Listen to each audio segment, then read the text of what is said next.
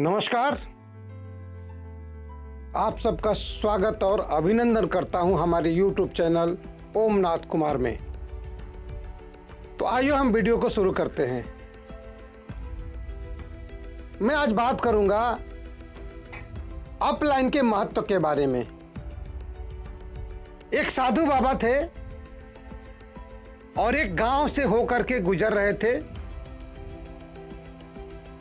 भ्रमण करना उनका दिनचर्या था। गांव गांव जाते थे और अपना भरण पोषण करते थे। गांव में घूमते हुए एक बार उनकी नजर मुर्गी के बच्चों के ऊपर पड़ गई। उन्होंने ध्यान से देखा, मुर्गी के बच्चों के बीच में एक बाज का बच्चा था। करीब गए, उस बच्चे को पकड़ने की कोशिश किए, लेकिन बच्चा भाग गया और दूर जाकर के बच्चा बोला, अरे साधु बाबा मुझे क्यों पकड़ रहे हैं?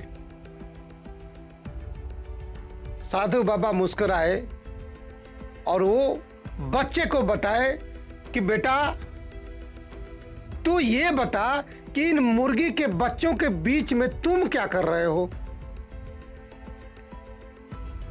बच्चा ध्यान से उनको देखा और कहा कि साधु बाबा, अरे हम मुर्गी हैं तो मुर्गी के बच्चों के बीच में ही तो रहेंगे। साधु बाबा बोले, बच्चा तुम मुर्गी का बच्चा नहीं हो, तुम बाज के बच्चे हो।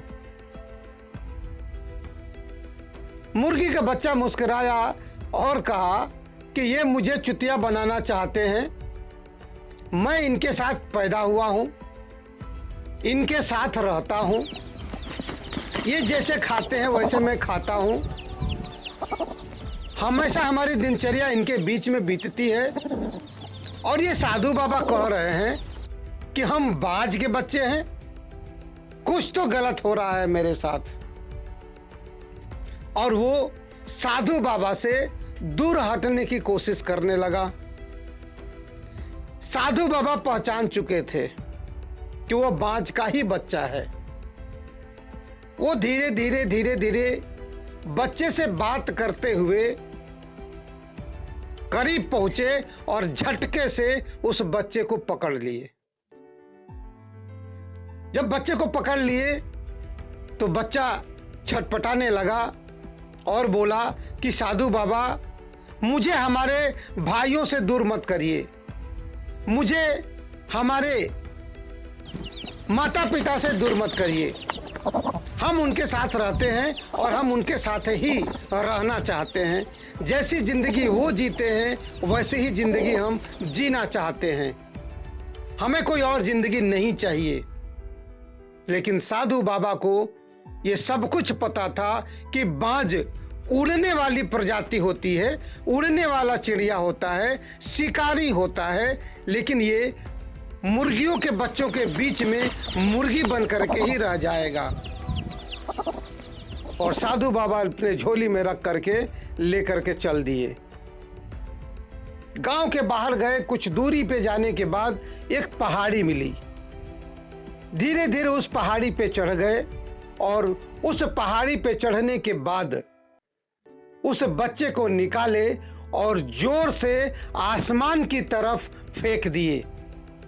जब आसमान की तरफ फेंके तो बच्चा गिरने के डर से अपने डैने को फैला करके फड़फड़ाने लगा और जैसे जैसे वो अपने डैने को चलाता गया वो आसमान की तरफ ऊपर उठता चला गया।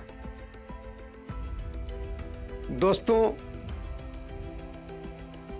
यही होता है डायरेक्ट सेलिंग की दुनिया में।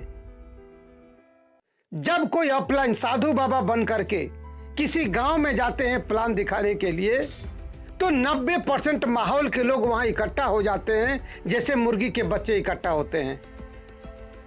और जब अपलाइन प्लान बताते हैं, सारे प्रोडक्ट बताते हैं, कंपनी के प्रोफाइल बताते हैं, सफल लोगों के व्यक्तित्व को जो बयां करते हैं, ये लोग कहते हैं कि कोई न कोई ऐसा भी व्यक्ति है जो हम लोगों को फंसाने चला है, या अपने बातों के जाल में हम लोगों को फंसा रहा है।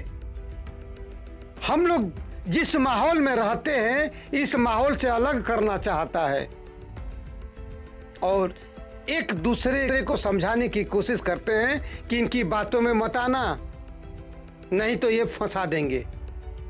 लेकिन वह अपलाइन 90% असफल माहौल से निकाल करके 10% सफल माहौल में लेके जाने की कोशिश कर रहे हैं। लेकिन इन लोगों को उस मुर्गी के बच्चे के जैसे समझ नहीं है। बार बार ये लोग यही कहते हैं कि सदियों से हम लोग ऐसी ही जिंदगी जीते आए हैं और हम लोग ऐसे ही जिंदगी जीना चाहते हैं। हम लोग जिस माहौल में पैदा हुए हैं, हम लोग उस माहौल में ही रहना चाहते हैं। लेकिन अपलाइन कोशिश करते हैं कि इस नकारात्मक माहौल से निकाल करके सकारात्मक माहौल में लेके जाएं। इसलिए कि ये सारी दुनिया,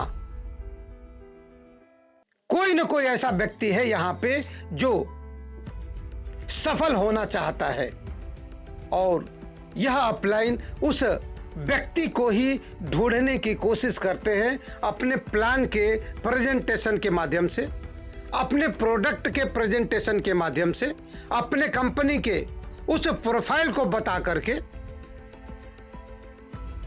और कोई न कोई वहां से मिल जाता है और जिसको वो लेकर के अपने साथ जाते हैं, उनका रजिस्ट्रेशन करवाते हैं, उनको ट्रेनिंग करवाते हैं, उनको सेमिनार में लेके जाते हैं, उनको अच्छे किताबें देते हैं और अच्छे माहौल में हर पल रखने की कोशिश करते हैं। और एक दिन बाज के बच्चे के सदृश वह व्यक्ति जिसने अपलाइन पे विश्वास किया, डायरेक्ट सेलिंग के सिद्धांतों को अपने अंदर समाहित किया, मीटिंग और सेमिनार में गया,